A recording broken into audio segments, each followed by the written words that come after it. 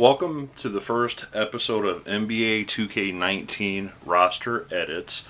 Today, I'm going to share with you what I feel need to be the roster edits of the all-time New York, New Jersey / Brooklyn Nets. There are a few additions and subtractions, and hopefully you agree with my choices. That is the nice thing about NBA 2K19. You can always change it to however you like it. So, first we're going to go through the stock roster here, okay?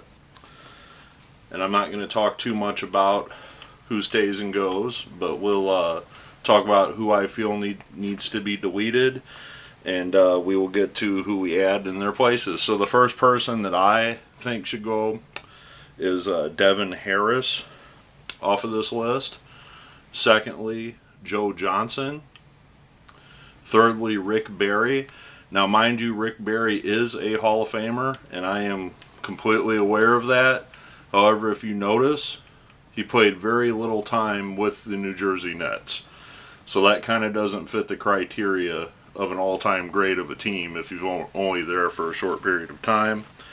I also would let go Kenny Anderson, and I also would let go Kendall Gill. And I have reasons for that, and we will share those with you here in a second. Alright, so here we are with the updated rosters. This is the starting lineup. As I scroll down the list, you will see some changes to the starting lineup that I just showed you, as well as the additions to the roster. So we're just going to start with the starting lineups here. We have Jason Kidd, Vince Carter at shooting guard. Who else but Dr. J at small forward? I mean, it's going to be hard to find a better small forward than that from the all-time Nets. At power forward, I put Derrick Coleman. Now, the game has Buck Williams at the starting power forward down here, which is perfectly fine if that's, your preference. I feel that Coleman slightly got a little bit of an edge over Buck Williams. However, if you are looking for more of the rebounding defensive player, you go with Buck Williams. If you're looking for more of the offensive output, you go with Derrick Coleman. So I feel that Coleman or Williams is interchangeable.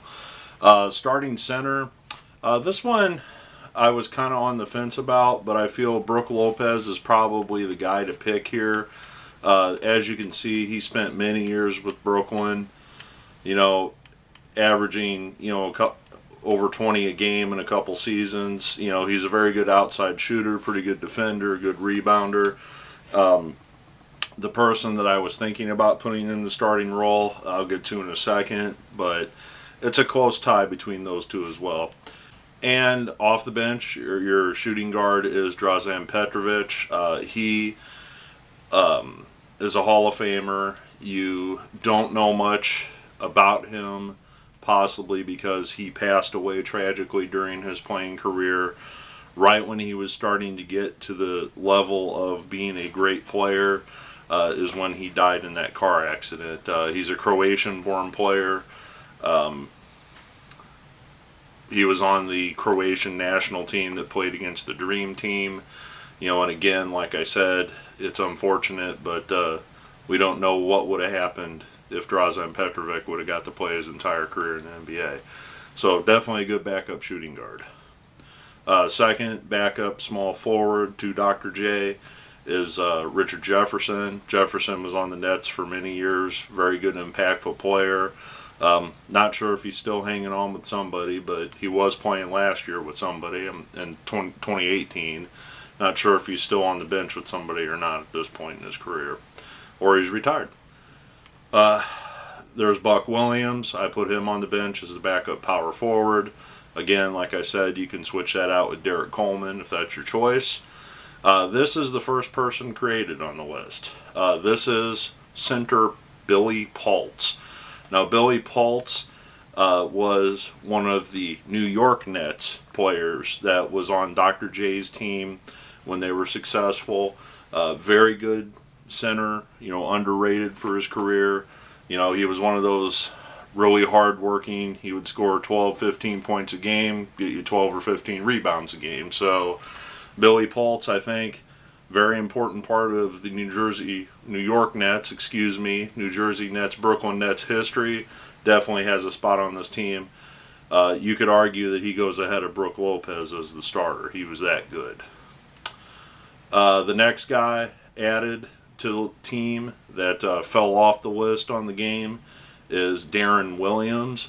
Deron Willams, you might know from his Utah Jazz days, but he was a very exceptional point guard for both the Jazz and the Brooklyn Nets.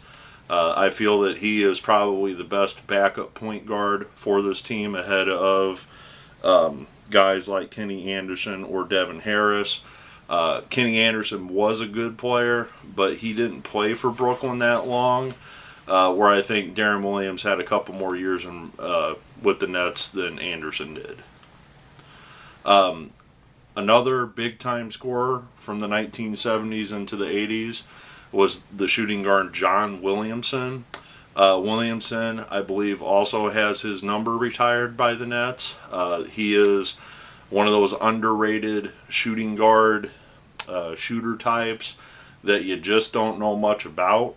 He was a very good player for a very long time for the Nets. I was on the fence about adding him or Otis Birdsong to this team, but ultimately just decided to go with him instead of Birdsong.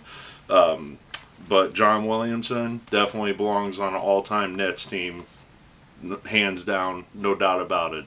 If you don't know much about Williamson, definitely Google him and check him out. Power forward / center, Kenyon Martin. He's already on the team, so you don't have to add him or anything. Now this final one, and this is another guy that a lot of people may not be aware of, and this is Bill Melchionni. Hopefully I'm pronouncing that right. But Bill Melchionni is also a retired number for the all-time Nets. I feel that his career was more impactful than Kenny Anderson's or Devin Harris's as a Net. This was the point guard on all those successful Nets teams with Billy Paultz and Dr. J. So even though I don't have any minutes allocated for him, because with Jason Kidd and Deron Willams already there, it's going to be hard for him to break into that lineup. So I feel Melchionni needs to be on this team somewhere. And that leads me to my next discussion is Keith Van Horn. I feel depending on where you want to go with your lineup, if your preference is to have another small forward, power forward, you could definitely switch out Keith Van Horn and Melchionni, between each other there. It just depends if you want to go big or small with your lineup. But I feel that Melchionni belongs on this team, if not as a reserve, at minimum. And finally, I round out the bottom of the list with Kerry Kittles.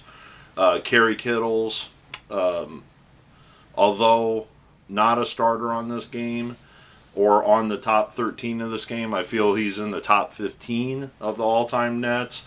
And again, he's a great shooter, great slasher. He teamed up with, I believe, Vince Carter in the earlier years with the Nets. But a very good New Jersey / Brooklyn Net is Kerry Kittles, and I believe he belongs on this team, at least on the reserve roster. So that's the all-time team, and we will show you the coaches really quick here. And the coach that I selected is Kevin Loughery. If you don't know who Kevin Loughery is, he was the head coach when the Nets won their championship in the ABA. He went on to coach other teams, I believe the Miami Heat after he was with the Nets. I believe he coached the Bulls as well, if I'm not mistaken. But his most success was as the Nets head coach when they won their championships. So, went the wrong way. Sorry about that. So Kevin Loughery, again, this isn't a really good image. I want to go back to NBA 2K18 here for a second. The images of the coaches have not changed. I think they added a few more faces, but you can still not customize your coaches.